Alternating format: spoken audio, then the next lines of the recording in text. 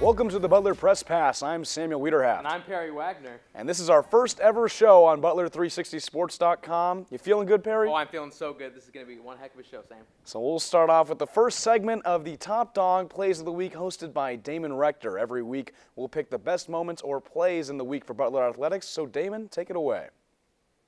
Hi, I'm Damon Rector, and this is this week's Top Dogs Moments. Keelan Martin hitting back-to-back NBA range threes against number 1 Villanova. Keep this guy's hands full.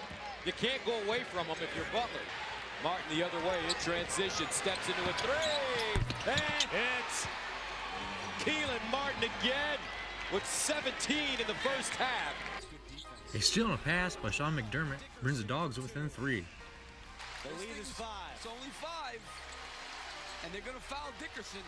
Oh, nearly a steal, and it is a steal! Baldwin lays it in. Kamar Baldwin's 3 sends it into overtime. Baldwin for the tie. Got it! 11, Martin.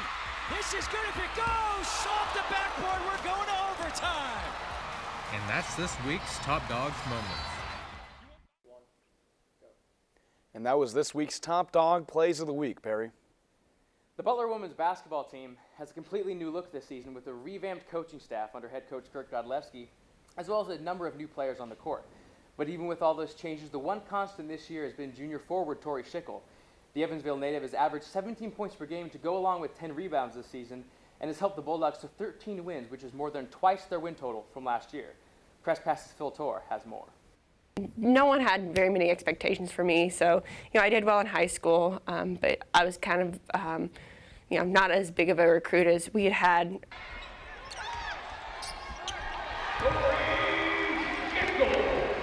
It did not take long for Evansville native Tori Schickel to make an impact on the Butler women's basketball team.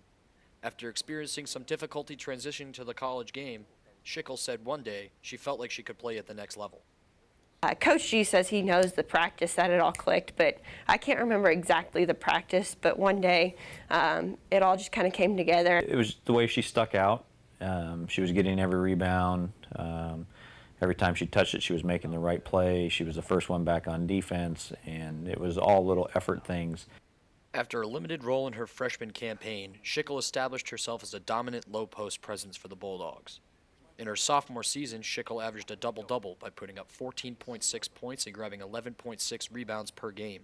Her efforts landed her a spot in the Big East All-Second team. Schickel credits her low-post game as the reason for her success.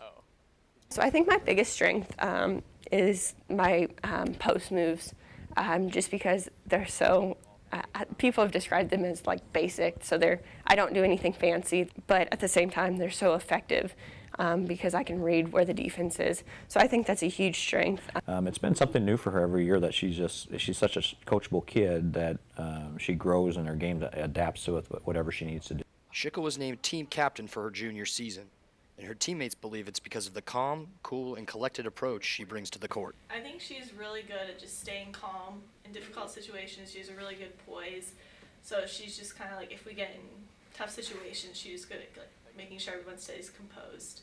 Yeah, she's kind of like that voice of reason as far as like communication. She's really good at talking on defense and getting everyone in the right positions. Schickel is already amongst one of the best to put on a Butler women's basketball uniform as she climbs to the top of the points, rebounds, and minutes records. Schickel says this is one of the reasons she suits up every game. You play so you can be great one day, and so you can etch your name in history, and so you can be remembered. As for this season, Schickel believes the Dogs are down, but not out. Even though we've been on this losing streak, we're getting back on the right track. We're practicing hard. We're doing things right. After a down year last season, Tori Schickel has helped lead the Bulldogs to a 13-14 record thus far this season. And with only 3 games left in conference play, Schickel and the Dogs are looking to make a strong push to the postseason. The Dogs return to action tomorrow night when they take on the Providence Friars at 6 p.m. in Providence. For Butler360sports.com, I'm Phil Torr. Schickel's double-double year averages has her in good standing to be included as an All-Big East performer when the season ends in mid-March. We'll see if her production can lift the women's basketball team as they head into tournament play in a few weeks. Sam? The men's basketball team has enjoyed success this season under first-year head coach LaVall Jordan. The departure of former head coach Chris Holtman to Ohio State came as a surprise to Butler fans, but Jordan immediately stepped in and filled his staff with many impressive coaches, including assistant coach Omar Lowry. Lowry spent one season under Jordan at the University of Wisconsin-Milwaukee, helping guide them to the Horizon League Tournament Championship game. Lowry has also made stops at Sam Houston State, San Jose State, Cal Poly, and Texas State, and has been coaching for over a decade. Press Pass's Keelan Martin is live in studio now with Lowry, so take it away, Keelan. Thank you, Sam. I'm here with Omar Lowry, assistant coach of the Butler men's basketball team. Omar, it's great to have you here on the Press Pass with us. Thanks for having me, Key. Yeah, no problem. I heard you're a big dancer. So what's your favorite dance? My favorite dance is pretty old school. If I do it, you have to do it too. What is it? Cabbage Patch. Let's see it. So you gotta get the arms moving. And then I like the dance you guys be doing in the locker room after a win. Was it dabbing? Like dab? Is that what you call it? Yeah, we do that. Okay, I love those. So your transition from Milwaukee to Butler, how has it been? It's been great. You know, working with, players like you and Tyler and Paulie, and then of course working with our staff, Coach Jordan, and previously working with him at Milwaukee. So it's been a easy transition. So what made you come to Butler? Of course, working with Coach Jordan last year at Milwaukee, and the whole coaching change, and just jumping right in. And when he called me, like, "Oh, I'm going to Butler," I'm like, "Okay, let's go." So that was exciting. So how long have you known each other? How's your relationship been? We've known each other for about 12 years. I think he was at Iowa, and you guys making me feel old now. I was at Texas State, and so we've had years of seeing each other on the road and just connecting that way. What made you become an assistant coach? What made me go in that direction was my father passed away when I was 5, and so all of the coaches that I've had in my life, they've always been there for me, and they kind of pushed me in that direction. And seeing those guys mentor me when I was young, it kind of motivated me to want to mentor players like you and all the stops that I've been at, those players as well. So looking into the future, do you consider being a head coach one day? Of course. If it happens, you just have to make sure you're ready for it. Yeah. And you never know when you're ready for it. So yeah. If I'm fortunate to become one, let's do it. So I heard you were a PE teacher growing up. How was that? Like, what made you become a teacher? Well, if I didn't coach, or if I didn't make it, the NBA, which I wasn't as good as you, Key, but if I wasn't going to make it, I was definitely going to work with kids and families, and that helped me. That motivated me. So teaching was fun, and so working with K through 12. I was a PE teacher / health teacher in Milwaukee, of course, and it was a fun time. Yeah. Well, thanks for coming through today. And there you have it. Back to you, Sam. That was Keelan Martin with assistant coach Omar Lowry for the Butler men's basketball team. Thanks for joining us, Coach. A great interview there, giving us good insight into the season.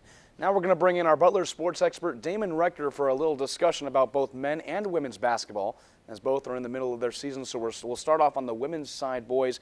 13-win, 14-loss season so far. They have 3 games left. They had a 6-win season a year ago. Is this season considered a success so far? I think it is. They were 6-25 last year, and they're 13-14 this year, so they already doubled their wins. And really surprising, this is their first time they can be over 500 win percentage since the 2013 season. I think it definitely is a success. One thing that you have to look at is the scoring margin. They're only getting outscored by 1 point per game, so they're in a lot of these games too. They just may not be able to finish them, so their record could be better than it even is now. I think the question is this year a stopgap? Whitney Jennings has been a revelation for the Bulldogs this year, but this is her one and only year playing on the court for the Dogs. So the question is, when she leaves, who fills that role next year. 6 straight losses in the Big East, a game tonight against Providence. After that, only 2 more games left until the Big East tournament. How much do you see this team improving through the final 3 games, Damon? As you said, 6 losses in a row. Any coach, that's not what you like to hear. But they have beat top 25 teams, so you know they can beat the top teams. And maybe they can rattle off two out of 3 wins out of their past 3 games or next games.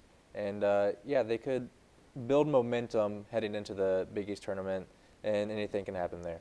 I just want to see them win on the road. This is a team that hasn't won a road game since early January 5th, I believe is the date. So if these last 3 games, which they are, they're on the road, I think it's going to be key for them to get at least one of these wins away from Hinkle. So let's switch it over to the men's side now. A tough at-home loss on Tuesday against Georgetown. That makes it 3 in a row. What exactly happened during that game?